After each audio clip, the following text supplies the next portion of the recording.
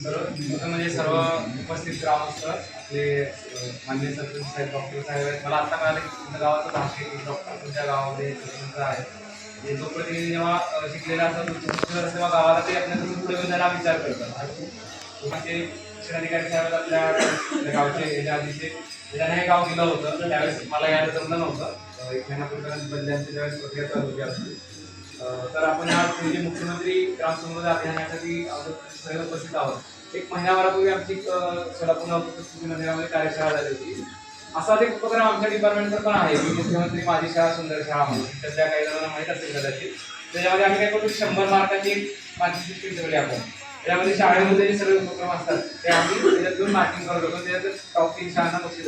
तशीच ही एक ग्रामविकास विभागाची योजना आहे ज्या आपल्या विभागाची सगळ्या योजना म्हणजे जवळपास 100 योजना ज्या आहेत तंटामुक्तीपासून ते मार्किंग सिस्टीम वगैरे जे आहे त्याला अर्धा मार्क 1 मार्क आहे.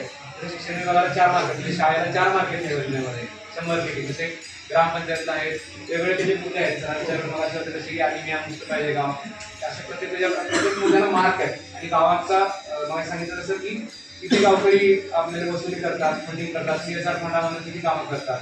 आणि ह्याच्यामध्ये असं पण आहे की लोक सहभागाचं केलेल्या कामाचा प्रभाव जास्त असतो.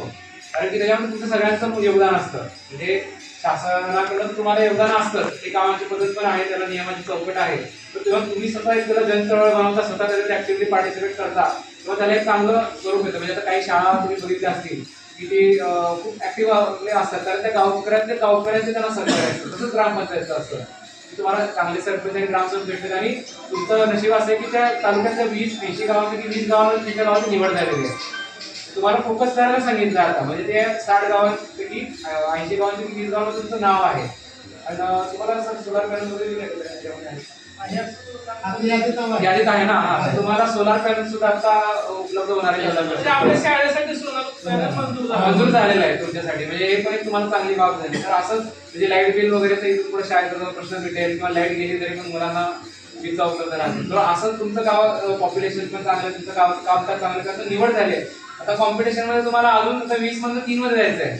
3 मध्ये 1 बना त्याच्यानंतर तुम्ही जिल्ह्यात पण कॉम्पिटिशनला जाणार आणि परत राज्यात पण स्पर्धा जाणार. एवढं तर तुम्ही वर जाता पुढे तिथलं तुम्हाला थोडं मोठं बक्षीस मिळणार आहे आणि त्याचा तुम्हाला गावकऱ्यांना फायदा होणार आहे. आणि कसं एक गावाची ओळख राहते आणि तुमच्या गावामध्ये काही पर्यटनासाठी लोक वगैरे येतील हा.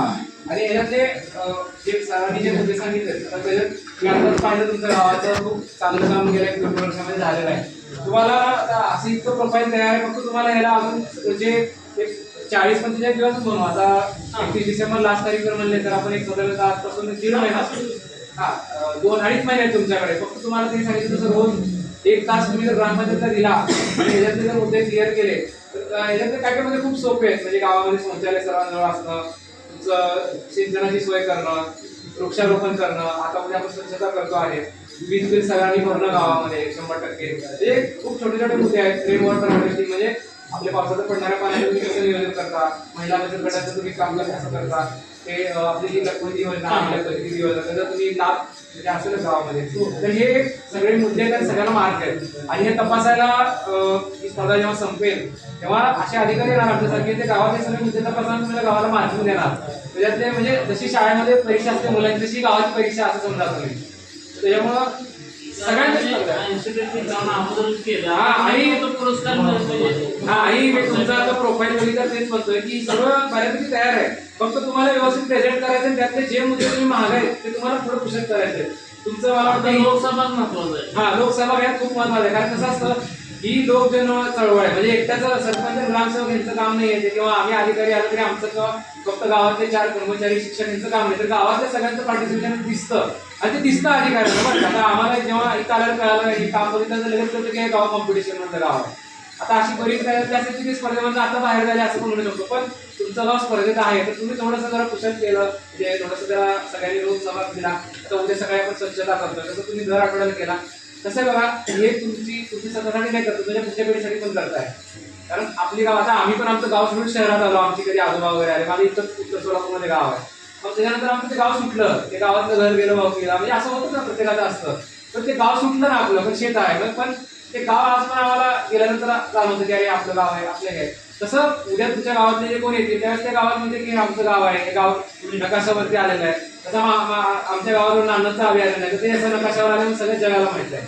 तसं तुमचं गावाचं नाव ह्याच्यावर नकाशावर येणार, जिल्ह्याच्या, तालुक्याच्या आणि सगळ्यांच्याच मनात राहणार. म्हणजे त्यामुळे हे तुमच्या नातात आहे. त्यामुळे हा एक सगळ्यांचा मिळून परीक्षा असल्यासारखा असा आहे आणि सगळ्यांनी मिळून ह्या लोकसहभागामध्ये सहकार्य करा. आणि प्रत्येकाने सर्वांनी जसं मागाशी की 1 तास दिवसातनं जरी दिला, आठवड्यातनं गावाने मिळून दिला, तरी ह्याच्यातली भरपूर कामं होतात. फक्त तुमच्या सगळ्यांच्या सहकार्याची अपेक्षा आहे. आणि ही योजनेचा लाभ म्हणजे स्पर्धा आहे ऍक्च्युली, एक प्रकारे योजना म्हणजे ह्याच्यातनं एक गावाचं पण अभियान होणारच आहे. पण हे स्पर्धेमधून तुम्हाला पण एक संधी आहे, तुम्हाला तुमचं नेतृत्व दाखवण्याची, काम करण्याची, सहभाग घेण्याची आणि प्रशासकीय कामाची तुम्हाला पण ओळख होईल. शासनाची कामं कशा पद्धतीने होतात, चौकटी म्हणजे नियम कसे आहेत, काय वगैरे सगळ्यांना पण ह्याच्यात ओळख होईल. आणि जे मुद्दे आहेत ते तर सर सांगतीलच आणि बऱ्यापैकी तुमचं वर्कआउट झालेलं आहे. जे बाकी आहे जसं की त्यांनी मगाशी सांगितलं की तुमचे जे देणे बाकी आहेत त्याचं टार्गेट आहे, त्याच्यानुसार तुम्हाला जिल्ह्याकडून निधी पण येणार आहे. तर त्याचा असं समजू नका की त्याचा म्हणजे फायदाच आहे तुम्हाला. जेवढं तुम्ही काम कराल तेवढं तुम्हाला फायदा आहे. आणि तुम्हाला मला वाटतं तर तालुक्यात जिल्ह्यात जरी गेलं आहे ना, तर जिल्हा स्पर्धेमध्ये सुद्धा बक्षीस जास्त आहे. अजून मला वाटतं सर त्याचं काहीतरी 80 लाखाचं बक्षीस आहे. राज्यामध्ये 2 कोटीचं बक्षीस आहे. आणि ह्याच्यातले जे टॉप आहे त्यांना तर ते पंतप्रधानांची भेट घालून देणार असं पालकमंत्र्यांनी त्या ह्याच्यात सांगितलेलं आहे. त्या सरपंचांची डायरेक्ट पंतप्रधानांची भेट घालून देण्याची जबाबदारी माझी असल्याचे सांगितलंय. म्हणजे तुम्हाला इतकं वरपर्यंत जाण्याची संधी आहे. आणि जेव्हा राज्याचा जिल्ह्याचा कार्यक्रम होतो ना, तर तो मुख्यमंत्र्यांच्या हस्ते होतो. त्यामुळे एक तुम्हाला गावाला तिथं रिप्रेझेंट करण्याची संधी, जसं वॉटर कप स्पर्धा वगैरे झालेल्या आहेत त्या आपल्या भागातली पण पुणे भागात वगैरे बऱ्याच ठिकाणी झाल्या, तसं तुम्हाला ह्याच्यात एक संधी आहे. मला असं सर्वांनी आग्रह करतो, विनंती आहे सर्वांना की तुम्ही याच्यात सहभाग घ्या. सरपंच ग्रामसेवकांना सहकार्य करा, त्यांनी बऱ्यापैकी आणलेलं आहे. तिथून पुढे त्यांना जिथं तुम्ही घेऊन जाता तुमचं 1 तास रोजचा दिला आणि आठवड्यामध्ये श्रमदान केला तर ते आपलं काम दिसून येणार. आणि ते काम गावात कुठला पण अधिकारी आले तपासायला तर त्यावेळेस त्यांना काम दिसून येणार. सर्वांनी